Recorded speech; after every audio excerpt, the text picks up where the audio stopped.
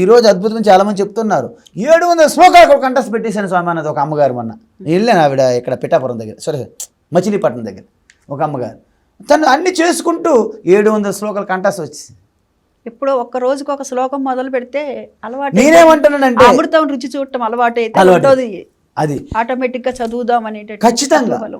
అందుకే మన పిల్లలకు కూడా మనము ఈ యొక్క శ్లోకాలు చదివించి వాళ్ళకి పోటీలు పెడుతూ వాళ్ళకి ఏదో చిన్న పోటీలు, సర్టిఫికెట్లు, మెడల్స్ ఇస్తూ ఎంకరేజ్మెంట్ చేయాలి. అందువల్ల ఇంకోటి ఏంటంటే తల్లి గర్భంలో బిడ్డ ఉన్నప్పుడే ఈ యొక్క భగవద్గీత అనేది అందించాలి. ఎందుకంటే ఆ సంస్కారము పుంసమనం నుండి శ్రీమంతం ఆ సమయం నుండి స్టార్ట్ అవుతున్నాయి. ఇప్పుడు మనకి అభిమన్యుడు, ప్రహ్లాదుడు అంటున్నాం. కానీ ఈ మధ్య కాలంలోనే ఇక్కడ ఎస్ఆర్ నగర్లో ఒక అమ్మగారు ఉంటారు, జేజే హాస్పిటల్ అంటారు, జయంతి రెడ్డి గారు. ఆవిడ నాకు బాగా పరిచయం. ఆవిడ స్వయంగా చెప్పారు, వాళ్ళ అబ్బాయి ఈ మధ్యన ఒక సినిమా తీశారు, కల్కి మూవీ డైరెక్టర్ నాగ అశ్విన్. వాళ్ళ అబ్బాయి నాగ అశ్విన్ వాళ్ళ అమ్మగారి గర్భంలో ఉండేటప్పుడు తను భగవద్గీత, రామాయణము, అద్భుతమైన సత్సంగాలు విన్నారంట. ఆయనకి కూడా వీటి మీద మంచి క్రియేటివిటీ, ఈ సంస్కారం వచ్చిందట బాబుకి. ఆ తర్వాత వాళ్ళకి ఒక పాప పుట్టారు, ఆ జయంతి రెడ్డి గారికి. ఆ పాప గర్భంలో ఉండేటప్పుడు ఇలాంటి సత్సంగాలు చేయమనే అవకాశం చిక్కలేదంట. తనకింతగా స్పిరిచువల్ ఈ యొక్క ఇన్క్లినేషన్స్, టెండెన్సీ లేవంట. ఉదాహరణ చెప్పారు ఆవిడ, ప్రత్యక్ష సాక్షి ఆవిడ. ఇప్పుడు కూడా చూపెడతా. అంటే మనం ఏమనుకుంటాము, ఎప్పుడు చూసిన అభిమన్యుడు, ప్రహ్లాదుడు మనకు తెలియదు, ఈ కథలు, పురాణాలు అనుకుంటారు. కానీ ఇట్ ఈస్ ఎ ట్రూత్ అనమాట. మన ముందు కళ్ళ ముందు జరుగుతుంది. కాబట్టి దయచేసి గర్భిణీ స్త్రీ అంటే బిడ్డ గర్భంలో ఉన్నప్పటి నుండి స్టార్ట్ చేసి మళ్ళీ అంత్యక్రియ సంస్కారం వరకు, అంత్యక్రియ సంస్కారం వరకు ప్రతి ఒక్కరికి భగవద్గీత అందుబాటులో తీసుకురండి. అదేవిధంగా వారంకి ఒక్కరోజు ఫ్యామిలీ మొత్తం ఖచ్చితంగా అందుబాటులో ఉన్న టెంపుల్కి వెళ్ళాలి, అది ఏ టెంపుల్ అయినా సరే.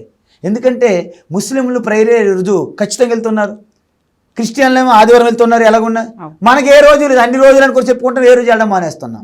కాబట్టి మనం ఒక రోజు ఖచ్చితంగా వెళ్ళాలి. రోజుకి మార్నింగ్ కానీ, మధ్యాహ్నం కానీ, ఈవినింగ్ కానీ కుటుంబ సభ్యులంతా కలిసి ఒక రోజు భోంచేయాలి, ఒకసారి భోంచేయాలి.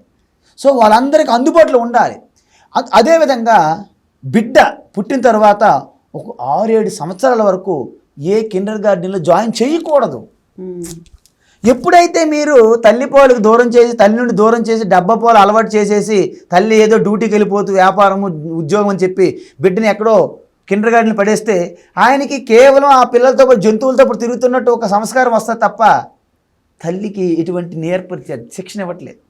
కాబట్టి తల్లి ఎప్పుడైతే 6-7 సంవత్సరాల వరకు అద్భుతమైన రామాయణము, మహాభారతం ఇలాంటి గాథలు, వీరగాథలు చెప్తే ఒక హనుమంతుడిలాగా, ఒక అర్జునుడిలాగా తయారవుతారనమాట, ఒక ప్రహ్లాదుడిలాగా తయారైతే ఏంటంటే అప్పుడు మీరు ఒక మంచి గురుకులం లాంటిది, ఒక మంచి అద్భుతమైన ఇస్తే ఆయన ఏంటంటే మీరు ఎన్ని ధనం సంపాదించినప్పటికీ, మీరు ఎన్నెన్ని సంపాదించండి అవన్నీ వ్యర్థము.